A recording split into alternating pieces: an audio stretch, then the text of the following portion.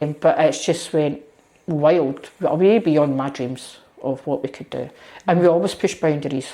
We've always been known for that. Local people have came to us and said, can we look at doing this? Of course we can.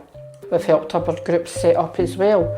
It's never been a case of come to us and it's a no, it's a let us look at it. Welcome to Becoming Unbound, where we share stories of Scottish communities growing resilience, reimagining what's possible and creating healthier lives in our changing climate.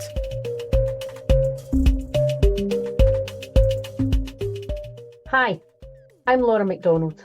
I'm one of the development managers at Scottish Community Development Centre, and my work takes me across Scotland. We do have a Glasgow office, but today I'm joining from Argyll and Bute. And I'm Pam Candea, one of the engagement team at SCAN, and I'm joining from Stirling. We're both part of the community engagement team at Unbound, which is a project exploring how action on climate and health can help communities across Scotland thrive. And in this podcast mini-series, we're listening to stories from places around Scotland, taking a bit of time to sit alongside them rather than explaining the stories, and seeing what they can teach us about climate, health, and collective action. Yeah, and about paying attention to what people are already doing in their local areas as we shape our own work on Unbound. So, Pam, where are we heading today? Today, we're off to Shotts in North Lanarkshire. Shotts is one of those places that lots of people have passed through in the train between Glasgow and Edinburgh, but maybe don't know very much about. Yeah, it's got a strong industrial history. It was once known as a town built on coal and iron. So who did our Unbound storyteller Kaska meet there? She went to meet Margaret Murphy, who everyone calls Mags, and Mark Slorance from Getting Better Together. Well, before sitting down together in the office of their main building, Mags, together with her guide dog Sophie, took Kaska out on a tour of some of their climate and community projects. That sounds like a really good way to get a feel for the place before diving into the interview. Exactly. And you'll hear little excerpts from that tour woven through the conversation. So I understand the tour started at Spring Hill, where Getting Better Together have recently taken on a plot of land and built a new community hub. Thank you. Okay, that's us. We're just going up this way. Right, so. Sophie, in. Wait. It's a lovely area when you come into Shotts, it's nice. There's a lot of greenery around about you and that as well, Sometimes you see the cows over there. My farmer has the cows out and that as well. So there is a lot of greeny area around. That is, as you can see, there's goalposts over there. So you can see right down to Arlington in that there. There's pits over here as well. So we were surrounded with pits at one point. The ironworks came first, believe it or not. And then the pits came for to feed the ironworks. So the ironworks was a big area, it's huge. We're a prime area for wind farms because the way the wind is. Come on, no, Sophie. Forward, up. So I think we're a prime area here because we're higher up as well. So we've got quite a few wind farms round about us. We do get money back from it. Here. There's an environmental key fund. They were involved with us with this because obviously we had to get different pots of funding for to do it. So they were part of it as well in North Lanarkshire Cows, so the lottery. So it's a big area that we took on. We just made the decision to take the full lot of it on. So we now own it. Yep, why not? I'm Mags Murphy. So I've been here from the very start. I was chair at one point. I am now employed, so I'm no longer on the board, but I am the adult services practitioner, financial wellbeing, and I also do volunteer at North Lanarkshire Radio, where I'm a DJ. And I'm Mark Slorance. I'm the current executive manager here at GBT.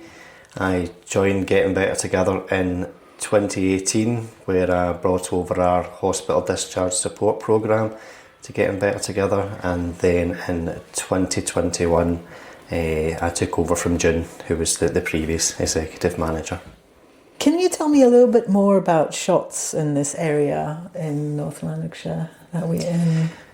If you take a walk round about Shotts, you will see areas where there is deprivation there and poverty there. And when Getting Better Together started up, that was one of the things we were looking at, and how can we improve that. We were villages to start with, so we were Dykehead, Spring Hill, Stainton, Bothy was the areas. The population's still under 10,000, which is not a bad size. We do have unemployment, obviously. Unfortunately, work within the actual town has dwindled down over the years. We have difficulties getting to work because sometimes our public transport's not the best. You may be able to get out to work, but it's trying to get back in at night. And we do have a train line, but unfortunately a lot of people here maybe work with your mother that way, Livingston going that way now. If you've got a car, you have got great links because they're right off the motorway at Junction 5. So if you get a car, you can be in Glasgow for 25 minutes, 30 minutes, in the same way Edinburgh and that as well. There's a lot of new houses being built, and it's maybe been seen now as more of a commuter town. So there's a lot of younger people that are able to commute. So just as Mags has said, it's the Shotts and the surrounding areas classed as an area of rural deprivation. So, hence why Mags is so busy, I think, particularly within her role as a financial wellbeing advisor. So, lots of challenges. But would you share a fact that people that are not from around here might not know? As a teenager, everybody that I knew was working. The parents working, my brother and my sister, and it was all local work as well. People say, you could leave school one day and start work the next day. Literally in Shotts you could do that at one point because the work was there. We also had lots of shops, 2 cinemas. The miners got together and they put money away each week and they built the first swimming pool that was here in the area. They wanted local people and local kids to be able to go and learn how to swim. As a teenager growing up here, there was things that you could do. There was discos on for us, there was youth clubs on, there was the Scouts, there was the Brownies, there was the Girl Guides, the Boys Brigade, different football clubs and that as well in there. I'm talking about the 70s, coming up into the 80s, you still had all that going on, which you don't have now. Just following on a wee bit from what Margaret's saying about the things that used to be here, we are starting to bring some of that back. Not us directly, but we support other projects like Spotlight Shotts, who are bringing the use of the Henderson Theatre back, so they're bringing the arts and theatre back into Shotts. We've also recently been supporting Shotts Bonaccord, the football club over at Hannah Park, with funding to get the facilities up to speed for the actual local team itself, but also for the community engagement. Do you have like a favourite place, a favourite thing about Shotts that you can tell our listeners about? I think we still have people looking out for each other, the community spirit. We still have that. We still have our gala day every year, which in the last couple of years they've had a big stage there in the park, and local people have been able to go on and do dancing, singing, whatever, and that's been good because that gets the full community together. So I like that because it's something for the kids to do that day. It's local. As a child, we all walked to Gala Day with the school, and it was always proud to be walking in it and family members shouting out to you and waving to you and that, and you get your bag at the end of it with your treats and that. And there still is a parade. We still have a queen. We have a court. Some people put loads of work in to do the houses up. And you see the parade coming down and there's floats and that and just fun. It's all fun. So, favourite place? Here. Same. I just see the 4 walls of my office most of the time. No, not really. I suppose I would probably need to say the Spring Hill Community Hub, because obviously taking over from June just at the time of the community asset transfer, overseeing the development of the site. That community spirit as well, because community Spring Hill have taken some ownership. Yes, you still get some bad ones that like to do their own graffiti and a wee bit of damage, but what you're finding is the community are keeping an eye out and reporting things. But closer to hand would be the community garden. It is nice to go up if I get a chance when the sun's out to get a bit of peace and quiet up there, but it's a great space. This full area, we own all of it. It's getting done in stages. Obviously the first stage was the building. Originally the building was there, and what it was just, we called it the old man's hut. It was a wooden hut, with a hole in it, a kitchen and toilets. We knocked the hut down because we couldn't do nothing with it. So we put flower beds there. So that's originally where the old hut was. So we had this play park here. That's our pub track. We asked people what they wanted up here. We did a survey. We had people coming into the hall. We had different ideas down. We asked them to pick. We asked them to put ideas down as well that they would like. And people came to the pub track and they said about an outdoor gym as well and walkways. So this area's still all getting developed. There's going to be wildflowers and all this planted as well. We've put the trees in. There's a play area for the kids. This wee bit here. We've got lights that come on at night as well. This is the newest bit of it that we're coming to. So people ask for an outdoor gym. It's got all the different equipment there if you were wanting to use it. So, can you tell me what Getting Better Together does? I believe that's quite a lot. So, Getting Better Together, we're still classed as what we call a Healthy Living Centre, and we're also a development trust for the local area. And when we say Healthy Living Centre, that's really providing support to the local community, and I'll describe it from cradle to grave. And within that, we run multiple programmes, so much so that we've created departments within the organisation. For instance, we have an early years and youth department, we have our Get Active, Get Going department, community transport, the community cafe, our adult support services. We have a hospital discharge support programme, the radio station, and we also facilitate the visitor centre over at HMP Shot. So it's quite a list of activities that we provide from the one small charity which we're still classed as. We're really here today to explore the journey of the community into where you are now. And obviously it's had its challenges over time. But your website says that over the last 23 years, GBT has witnessed the sort of transformations normally reserved for feel-good films. And then, you know, there's something about pushing boundaries and challenging perceptions of what it means to be healthy. And in all this work, recently connecting to climate action as well, which is not a usual pairing necessarily for a lot of communities. So it would be quite nice to explore that together. So we want to start at the beginning. If you could tell me a bit more about Shots, how it was 20 or so years ago, before the organisation got created. I know at that point I had 3 kids by then. I'd one high school, one primary, one at nursery. And it was the NHS and North Lanarkshire Council had got together and a group of local people that they knew. And it was my health visitor phoned me and asked me to attend because I had the 3 kids at different ages and thought it would be good to have an input in. And away I went. I didn't have had a clue what was going on or what I was doing. Walked in, knew the people that were there who were people who had did a lot in campaign for different things in the area.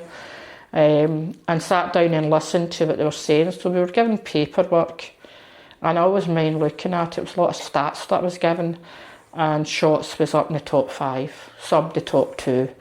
And it was what we do with health, and it was like 50k for kids. We're up the top 2 for that, for primary school kids.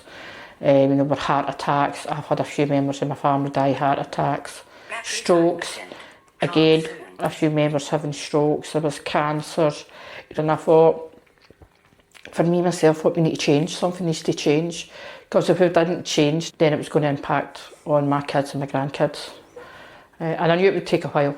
Initially, we wanted a building. Right, we wanted an internet cafe because that was a big thing at that point. We wanted an area where we could sell, it was fruit and veg, we wanted to sell cheap because kids weren't eating fruit, to try and get them into that. And we wanted transport. And we wanted to bring services in the area and keep services in the area. And so we put in for the lottery, didn't get that one. June came on board as our manager and we got the next lot. We didn't get it for the buses, but we got the building. That was massive for us.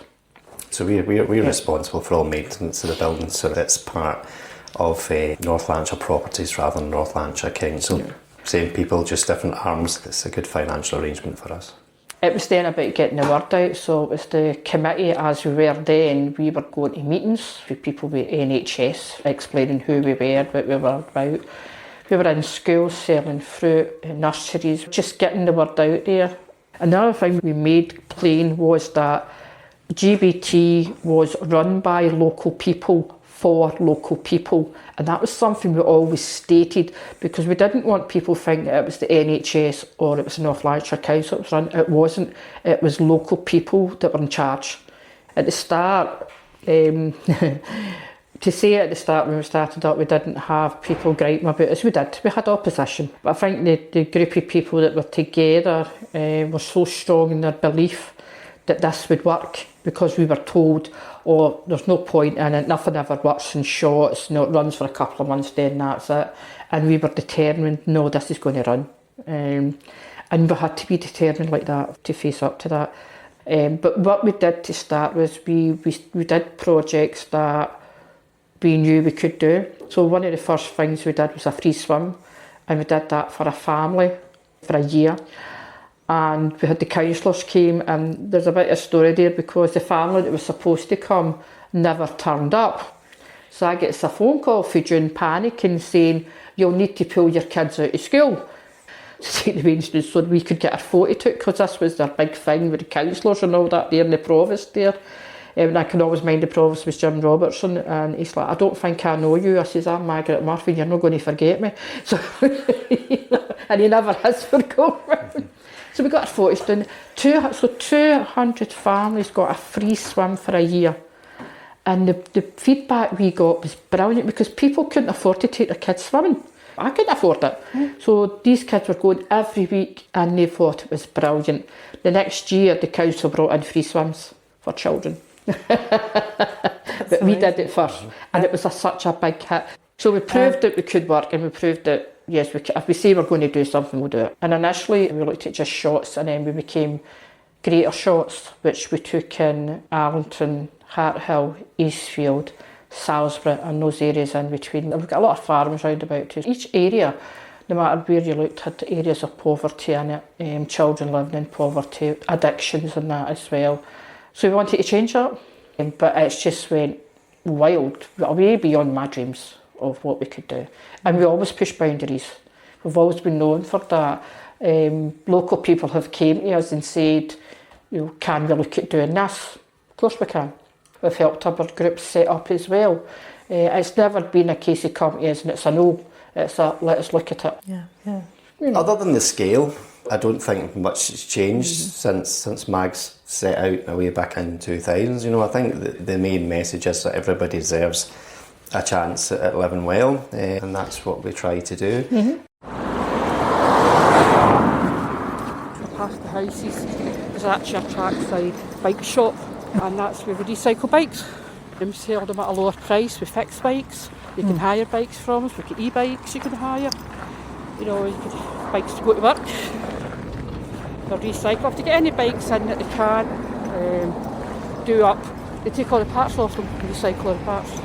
So trackside bikes is good where it is because of just having the pump track there. So if anybody gets a puncture or anything like that, right, straight on. Then they can take their bike down here if the guys are here, and they can fix it for them. So it's really good. Can you think, throughout the 2 decades plus, is there any key turning points or key events that come to mind in development of your organisation, or even just like memories that come up? With COVID was massive for us because then a lot of services couldn't run, but after COVID it's been funding, hasn't it? Now has been the big challenge. It's not there the same as what it was before. Exactly right. Things are difficult, things are incredibly tight.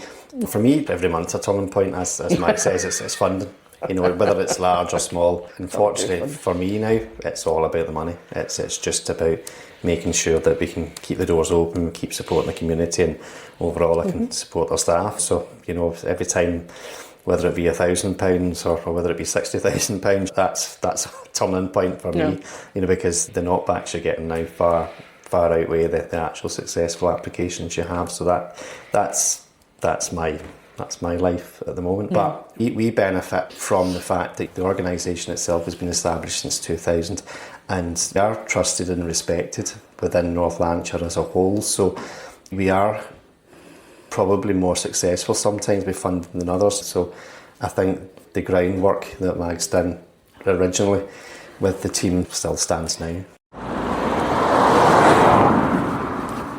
We realised that we needed something up here for people. So we decided that we'd build a new hall. So it's got a big hall in it. It's got a kitchen in it. And the radio's up here as well, based up here. So I do my radio show up here. And there's a wee courtyard bit that you could sit out in as well. Get quite a few classes. So we've got the Get Active team. And they do a lot of things up here to do with health, exercise. Right, come on, in you come. Right. So this is what's called Spring Hill Hub. We're coming into now. This is where me and Sophie are in a Wednesday. So the radio show used to be in a cupboard. My show was called Mags and Pairs Radio Show from the wee cupboard. Now it's a big cupboard because we've moved up here. Most volunteers are DJs doing it, and it's on all during the week and there's some at the weekend too. We've got a lot of youth coming in. People come in who have been very quiet, and then they build up their confidence, and the next minute they're on the radio and they're doing their show, and the confidence is amazing. So this is this building, which has got, it gets well used, as I say. We're well equipped up here for things. And wait, it's lovely. It's really nice. So we get the bus, and that takes us back. Get on. It's a concession. Right, thank you. Right, come on you. With the Springfield Community Hub, what prompted you to actually look into taking that land and I'll be able to answer it? that one. So I was reading the Evening Times, and it came up that North Lanarkshire Council were wanting to sell the hut that was there. So straight away I phoned a friend who's a councillor and asked him, have you heard about this? This is a Glasgow paper, remember. He hadn't heard anything. I then phoned June and said to June, I said, June, we need to go for this. We need this. I phoned the Bishop Press, who didn't know anything about it either. And so by the time I had finished, I'd done 4 days, who were then getting on to other people to find out what is going on. But in Spring Hill, it's always been an area of poverty. People will say there's nothing in Spring Hill, there was nothing up there for them. We have to go to Dykehead, which is a way up here. So we wanted to have something still in Spring Hill for the people up there. We also needed more space as well. It took a wee while for the community transfer and that. June started that off. We went for the building, then the land, and the building was literally falling apart. It was going to cost 150,000, near 150,000 to bring the building up to standard. Right? It was cheaper to pull it down and build new. Sophie, in. Wait. Right forward. Straight on. The building you see in front of us is a community centre. And it's got a theatre in it, the Henderson Theatre. They have started having shows and that back in it. The bottom building here is ours. And that's one of our electric buses. Go on, take Mum through the gap. Take Mum through the gap. So we've got points down here for charging buses up. A lot of the vehicles are ours. The white building is the boxing club. Used to be a nursery. This used to be the high school. Many years ago this was the high school. My mother went here, called her head high school it was. So North Lanarkshire Council own all these buildings. So when we were looking at a building, it was quite hard to find one for us. We're working with the council and they said about this building. So we came up and had a look and thought, ideal. Because at one point, so they had that community centre, that was the nursery, and the gardening area was for the nursery. So what we'll do is we'll go up and I'll show you the garden. Come on, straight on. Sophie, straight on. Straight on. So that's a lot of stuff happening. I just wanted to move into you combining this sort of work on health and well-being and climate a bit more.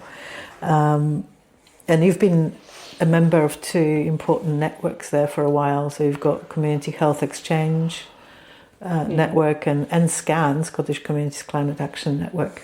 You're actually members of both, and you also a member of the North Lanarkshire Climate Hub recently. Yes. So So can you maybe tell me more about how you see these two issues, the climate and the well-being and health, how they're connected in your community? How do you think about them? I suppose that the clear link is it's healthier, active lifestyles, and directly you're having an impact on climate change and the environment. We do the bike to school, so you meet up, you get your breakfast, and then the kids cycle to school. Oh, nice. Well, they do it from Spring Hill Hall to Stain, and then they do it from the Bonnecord down to Dykehead. So the kids will meet up to get the breakfast and then they'll cycle down. We've got a breakfast club in here every morning as well. So the kids come in, and then the ones going to St Pat's, which is just up there, they'll walk up, and the other ones then get took by vehicle and dropped off at their schools. To stop people sitting in their cars, idling at schools, it's actually even freeing up parents to get off to their work. They might be able to use public transport instead of using the car. But it also goes down to nutrition. Although we don't have a fully commercial garden up there, it's so we can use some of the produce in the cafe. So you're having a very minor impact on your footprint there. But the best thing about it is teaching people where the food comes from. So, a lot of the kids at school just think that things grow in plastic bags. And I think the really important thing is it's educating people about how, like, if you have a garden, you can grow. It's the more traditional sense when people think of climate action, environment as actually being out in it. I don't think the baby bushcraft has started again yet, but they have mucky boots. It's where they take the kids actually into the forest and just let them be kids. But learn about what's round about them as well, and I think it's important to catch them at a young age to tell them about the environment, so then they can teach the parents. And the Spring Hill Community Hub, right from that start, that was built with the environment in mind, with that air source heat pump, underfloor heating, and it's got ventilation so that the temperature should be maintained to reduce power usage. So there's loads of work throughout all the different departments that, although we wouldn't say, right, we're a climate action organisation, it is embedded, and we do try our best. So something that we always think about is the challenges of talking about climate change and what it means. Do you find this a challenge to talk with your community about it, and how do you approach it? I don't think the topic itself is a challenge. As I say, climate action is embedded in anything that we do. It's part of a strategic plan. The challenge comes both from an organisational point of view and for the people you're trying to support, is that particularly at the moment, prices are high. It's not always their top priority, and that's the biggest challenge. I think offering guidance, that's the simple part of it, but when people have got far many other concerns, it's harder for them to then embed these changes. Part of Mags's work is that it's about your use of energy saving measures, and making sure your home's insulated properly. So there is parts of that which will support them to reduce their bills, but the main crux of that is you support them to reduce their bills. It's maybe not about the climate change bit. And that's what I would say. That's the challenge. I think most people get it. Yep. So a lot of times I maybe have someone coming in and they're running out of money and their meter, and they're saying to me, we'll put £15 on, and I'm saying that's not enough. £15 is going to last them 2 days. You need to put more than that on, because especially if it's the winter here, it's very, very cold. So try to say to someone when you're doing an income expenditure with them and how much they're spending on different things, it can be quite hard to say to them to look at their energy usage then. Because a lot of people, they're just, all they're interested in is that they need to heat their house, or they can't heat their house because they're having to save money for this or that. The garden has changed over the years. The schools have had plots where they've, planted things like that as well. We used to have more seats than that sitting down here at one point, and trees. But then as needs developed, the garden has to develop. It's like everything else, it has to change, doesn't it? So we have the kids in here doing stuff, this bit, and we've got the play area there. We've got the mucky kitchen and things like that, They all seem to love a mucky kitchen, don't they? I think in there they've got stuff, seeds and different things in there, and then they've got the polytunnels over here. And a lot of the stuff that grows in here, we sell it in the cafe, or it gets used in the cafe as well.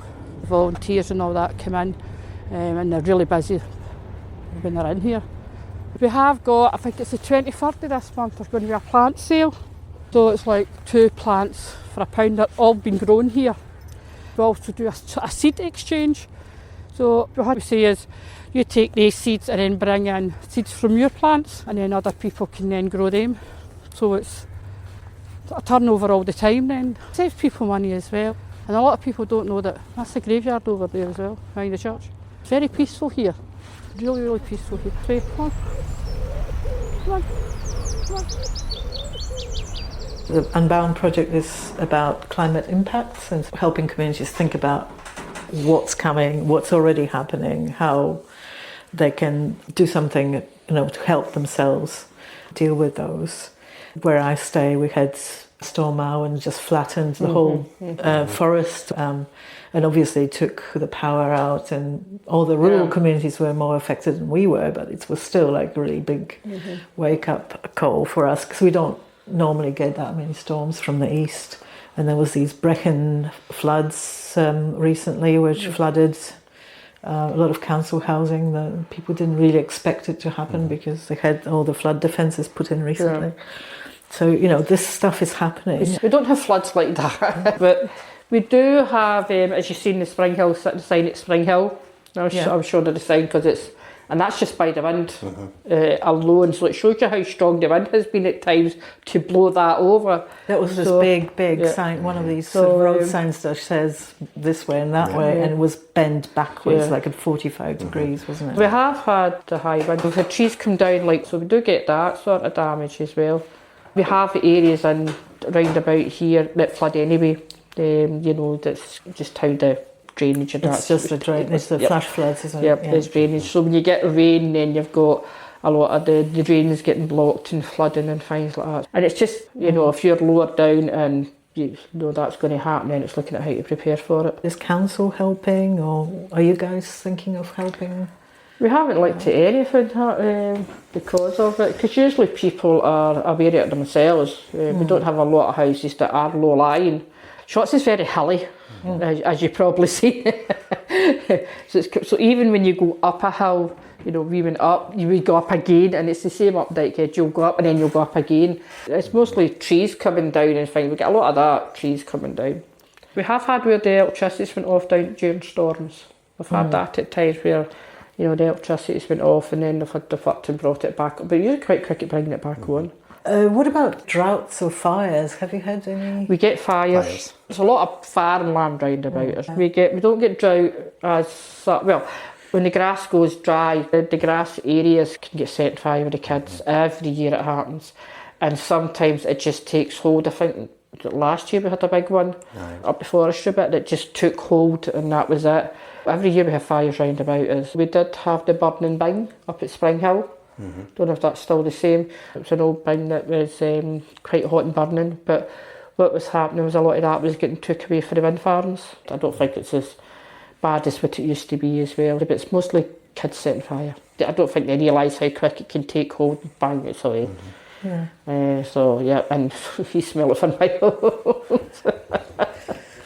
But not caused by anything else, no environment or that. It's mostly people, which a lot of the fires are, it's people dropping things, isn't it? And it can set fire, they don't realise. I know the fire brigade have been in the schools and all that as well, trying to educate against setting fires. So they have done all that. A few years back, the GBT supported with a community climate action plan, so that's a wee bit out of date, but what's in it still stands. But I think what's needed is a wee bit of re-engagement around it again, with the community and with the local authority as well. So I think there's the groundwork's there. It's just there just needs to be a bit of re-engagement again. I want to ask you about the first thing that comes to your mind when I say community resilience. When I think about community resilience, I'll use that phrase quite a lot, particularly when I'm doing funding applications, because it's about that resilience of the community round about you, their ability to cope with any changes, their ability to, just for instance, if we're talking about cost of living crisis at the moment, ability to cope with changes to do with the climate, it's particularly with the intensity of some of the weather we experience. So the community is an important bit of that. It's the community that make that resilience, both for us as an organisation and for the community round about them. To me, it's people make the community. You need to have people coming together to keep the community thriving, And it's that where you need to welcome new people in as well to keep the community living and thriving and working. But I think it's welcome people in and encouraging people to come in and live in the area. Because for me, it means if we have more people in the area, we have more people spending in the area, and if that transpires up, we can have more people working in the area because businesses will want to come in. So the environment within the area would change, and that betters everybody. So we come on to Shotts Healthy Living Centre, that's what we are. Hi John. Hiya. Hi Shirley. Hiya. Hiya Sophie. Is that... Hiya. Everybody's coming out for the cosy spot, so just stand back here a bit. So this is what we call it's cosy. Hi Rabbits, cosy spot. So it's all different carers and that, people come together with dementia and things. So carers come and they get a break for who they're caring for, but if somebody's got dementia that they come and they can get, the carer can also get a break that way. You right? Was that good in there today? I think that's the same about it. So we can come and have a look at this side. So when we came in here, this has all been renovated here because this was just two big classrooms. So you'll see this here, original fixtures. We've got the notice board here that lets you know what's on too. That's the IT room, so we've got a big television in there. You can get in there and we have the sewing group in there and we have an art group. So this is the cafe area. We have got a big hall upstairs, so there is, and right up the top is where other staff are. That's my room over there. So, reflecting back on your journey so far, the higgledy, very successful journey. What would be it? What would be one thing that you would change? If at all. I mean, maybe you wouldn't. For me, no, because since I've started, there's been a lot of change, and I've implemented a lot of change. So I don't think I'd want to go back and redo that or readjust that. I mean, every month I need to change something or other, particularly as Mags is saying, funding changes. Yeah. But wouldn't want to change anything within the organisation. Of course, you could have great aspirations, but it's all very much dependent upon the funding landscape at the time and the capacity of staff. But I'm really pleased with the staff, the volunteers, and where we're at, and the fact that we're still open, we're still here. Going strong. I wouldn't change anything, I think. For me, the knocks and the bumps that we took along the way, we needed those knocks as a group of people because it made us stronger and it made us more determined that we would get funding, and that stayed with us being determined. We wouldn't be here today where we're sitting if we didn't come through that journey. I think the board's still the same, that they still want to see us grow. We're not happy with just what we've got now. We want more. We want to keep going, and we want to keep changing. You learn as you go along as well. We had never done it before. There was nobody near you to say, right, have you done this before? Because healthy living centres and that at the time when we were setting up was all big new things, and there was a few setting up. This was a big new thing for to have these, so nobody had really done it. So it was just now we have people coming and saying to us, how did you do it? We want to learn from you, which is brilliant. So proud of it. Proud of everything, how it's went, people that's took it forward, and what we do, so proud. And I always will be proud of it. It was my baby, I suppose. It was the first big thing I get involved in and stuck with it. Didn't think I would stick with it, but stuck with it, and I'm 25 years down the road, I'm still here. That's amazing. So when you're thinking about the future, can you think of one thing that would make the biggest impact on your work, on your community's resilience? I'm going to be boring and say core funding. I'm afraid that impacts every single thing you've said there, and really what you require is is sustainable long-term core funding. We have means of income generation, but really we are reliant upon grant funding, and I think going back to the Healthy Living Centres model, I think there needs to be some kind of commitment, which there has been from the Scottish Government through the Investing in Communities Fund, which we have benefited from. They've just added another year onto a 3-year fund for that, so that's 4 years funding we've had for that. That comes to an end next year.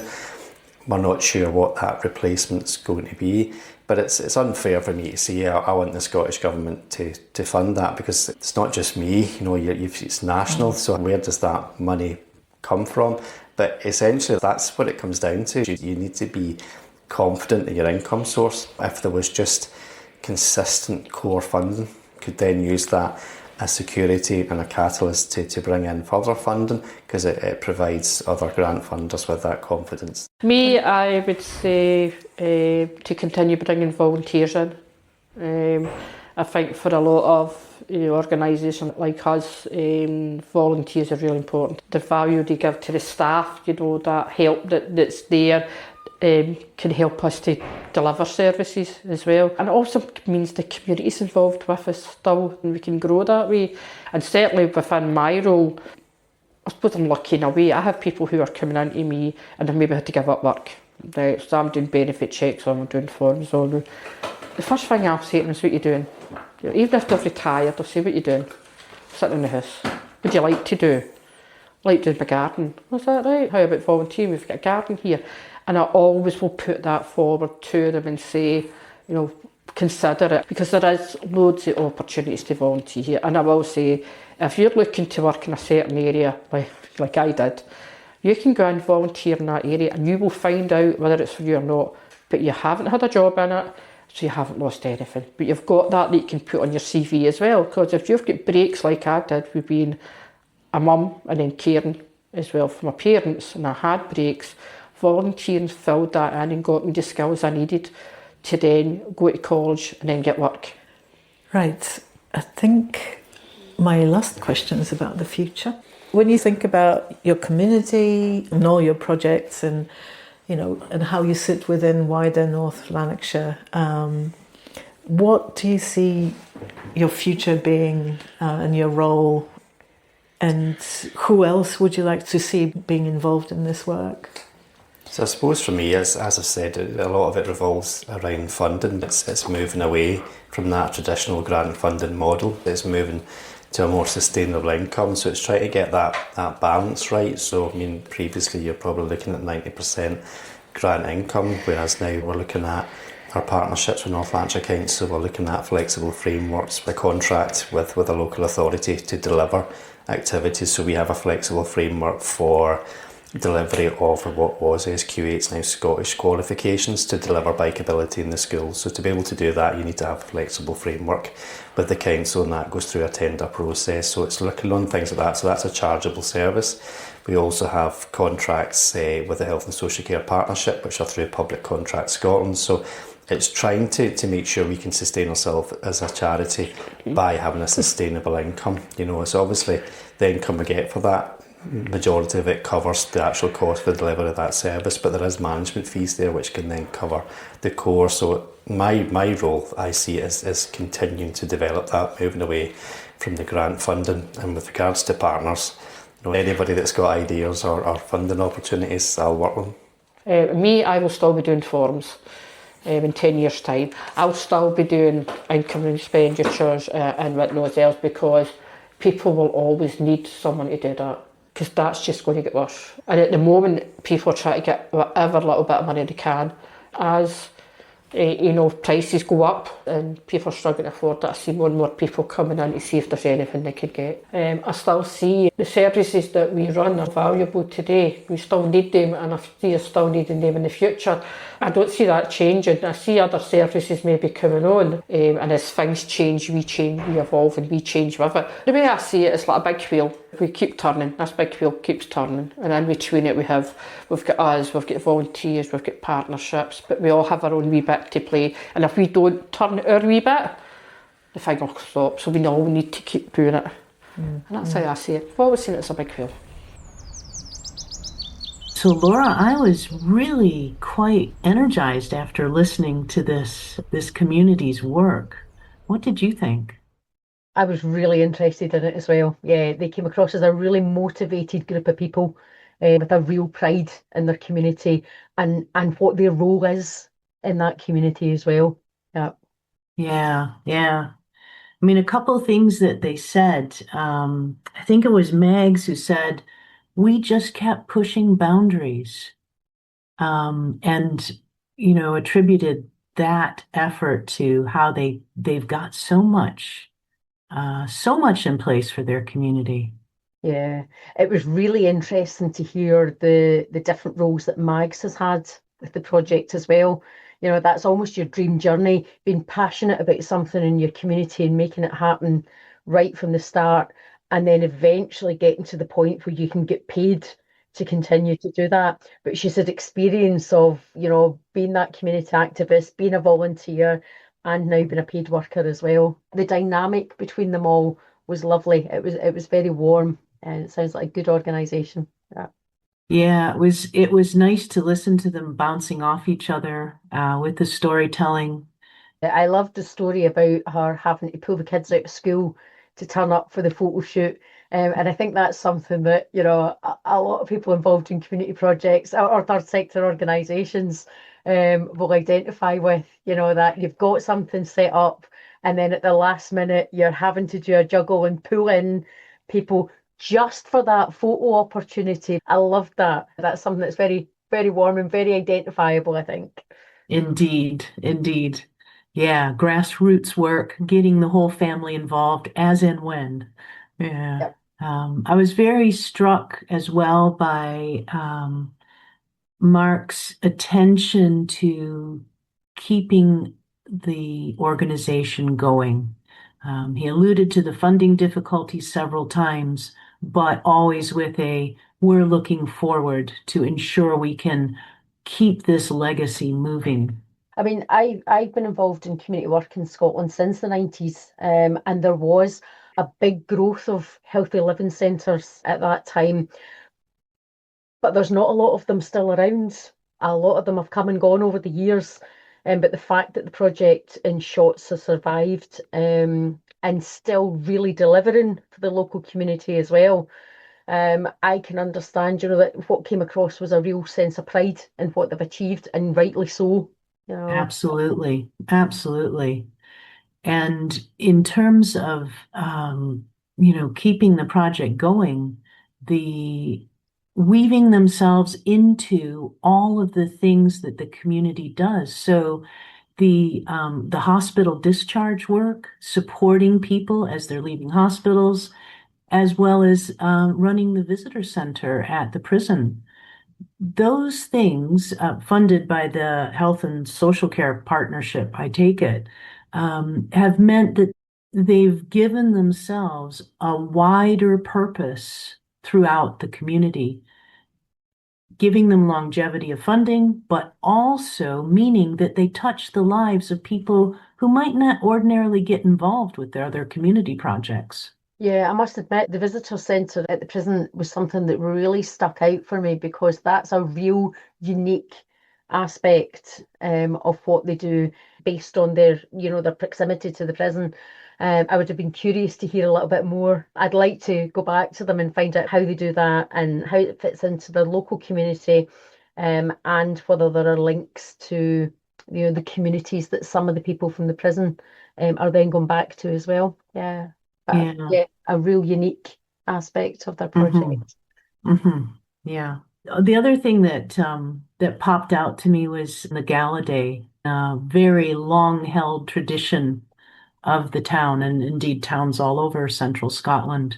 I worked in a number of ex-mining communities over the years. For example, the Eastern Villages of Stirling, where you're joining us from today, Pam. And gala days were such an integral part of the community. And it's good to hear the gala days still going really strong in Shotts as well. Yeah. Yeah, and that lovely tradition of people decorating the houses and yeah, the pride that was in Meg's voice when she described the community spirit that arose around that. Yeah, yeah. I found it lovely to hear Mags talking about all the activities that there used to be in the area when she was growing up. I really related to a lot of the kind of things she mentioned myself, even though I didn't grow up in Shotts. And it's nice to hear that they're working to maintain some of those activities, but also, as Mark was saying, to build some of those activities back up again where they've fallen away. As Yeah, well. Yeah. yeah. It sounds as if they're really working to improve things in the area as well. Mm, And I mm. think the fact that the project's been community led from the start, it's really important. And I think it came across that it's important to them that community are at the heart of the project as well. Yeah. Indeed. It was good to hear about their journey with that community asset transfer, where they determined that unfortunately the hut that was there needed to be rebuilt, but that new community center is such a focal point for the people local to that area. Yeah. I had a wee chuckle when Mags was talking about how the community hub came about, and it was chance that she read something in the paper and made her realise it was an opportunity for the community. And so often, as community workers, we're out talking to the communities about the importance of engagement and planning and stuff. But you cannot plan for those opportunities that sometimes just land in your lap. But again, I've seen many communities see opportunities and see the possibility for development, but it doesn't always pan out for them. Whereas No, again, that commitment in Shotts and also the resilience, I think, to take the knocks, because they spoke about the fact that they didn't necessarily get the funding that they went for in the first place, but they bounced back. It's really easy to become demotivated when you get a couple of funding knockbacks. yeah. But one of the things that seemed to come across was that retrospectively, they feel that they learned from those experiences as well. And this new work that Megs is doing, financial wellness. I like that they're calling it financial wellness rather than, a number of other sort of more technical things they could have called it.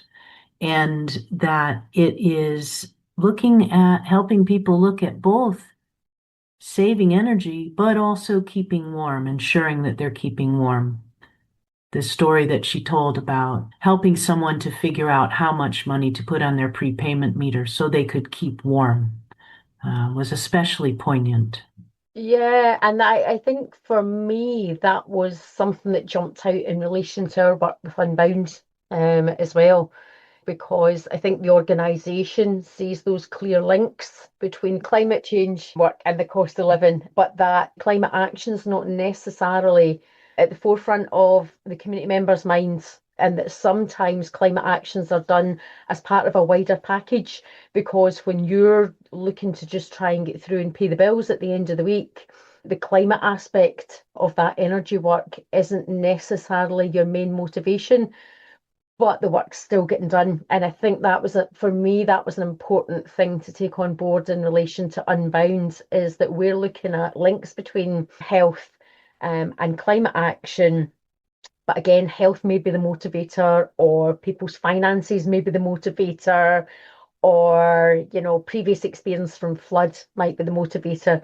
It's not always going to be climate action that's going to be top of that agenda, but it doesn't mean to say the links aren't there and the work's not been done. And indeed, people who are restricting the amount of heat that they use because of financial constraints are not the problem in terms of exacerbating climate change. So helping people do what they can to become sustainable, that their own lives are sustainable. I think it was Mark said, giving people a chance at living well. That's Yeah. the important thing. And living well also implies living within planetary boundaries. So things like their focus on growing and eating healthy food. That serves two purposes. That helps that community become more food secure in the future, but it also helps people increase their healthy lifespan. Yeah, yeah, and the work that they're doing around linking breakfast clubs with how kids get to school. And we know that breakfast clubs are really important from a number of different aspects, but it's about getting kids that healthy start to the day as well. Yeah. But really nice that they were linking that in with then healthy ways of children getting to school, whether that's by walking or biking where possible. Yeah. Yeah, so they're really making those connections. Yeah. Towards the end, Kaska prompted them to talk about climate impacts. And it was interesting. One that doesn't often pop up is the damage that high winds from storms can do, in terms of trees down, and there was a sign blown over. Along with, they have grass fires yearly, some flooding. There are a lot of things that the climate is throwing at them. And the more cohesive the community is, the more people will be able to help each other out when these things happen. So I was just wondering, Pam, whether you've come across any other projects that have been similar, or that anything that Mags or Mark were saying sort of sparked off some thoughts around, what's happening elsewhere. Mm. Yeah, I was thinking about projects that have been going on for a long time, like Greener Kirkcaldy, where an awful lot of work was done initially by people who lived there to figure out what the wider community needed. How about you? You must have had lots of similar projects in your long experience. Yeah, we've also been doing a bit of work recently with Healthy and Happy, who are a healthy living centre that cover Cambuslang and Rutherglen. And it's interesting to see the parallels with the work that Shots are doing in relation to the variety of offers that they make in the community, and how they almost become community anchors, although primarily having a focus around healthy living. Whereas normally a community anchor wouldn't have a particular thematic focus, they actually end up delivering on so many things in their community as well. And quite often, I think not only delivering for the community, but advocating for the community with service providers and decision makers as well. Yeah, I mean, obviously, they have done a magnificent job of involving the council and other statutory bodies in their work throughout the years. They've been aware of that importance. When they spoke about, translating the community needs into a case for funders to get the money to make changes happen as well. I don't know whether they do that through a formal sort of consultation and plan-based process. Kind of I'm working with a community up in Invergordon that are going through that very process, taking the community needs and then translating that into a plan that will be presented to the council and to Highlands and Islands Enterprise and funders. But whether that's done formally through a plan or whether it's done informally, I think that's a really important role that these organisations play, because it's almost like two different languages that are spoken sometimes. There's the language of funders and public sector, and there's the language that the rest of us speak out in the community. And I think it's a really important role, taking those community needs and aspirations and making the people who hold the money and make the decisions understand what needs to happen to improve things as well. Yeah, yeah. And it sounds like Mark was very aware of that, almost that translation role that he's providing. Yeah. And thinking about Unbound, I'm just thinking about the potential for the aspect of the project that's looking about adapting the health issues in the communities tool to create a new tool that's about health inequalities and climate change, and how the potential for that to link in with communities like Shots, who are already very aware around health issues, and bringing that climate understanding and translating that into actually the impact that it is happening in all of our lives. For me, I saw some real possibilities for organisations like Getting Better Together. And it's making me think of other organisations where their work will dovetail quite nicely with that. Absolutely. There's a very old meme, it would be called these days. It wasn't a meme When I first saw it, it was just a cartoon where there's a list of the benefits of climate action. And it says, well, what if we do all those things and climate change isn't real? Well, we'd have a better world. So, yes, being able to show now what actually has transpired from looking through a health lens, but that also, again, makes the community more sustainable to withstand climate shocks in the future. Yeah, and having examples like Getting Better Together to maybe refer to when we're working with other communities across Scotland for Unbound will be really helpful, I think.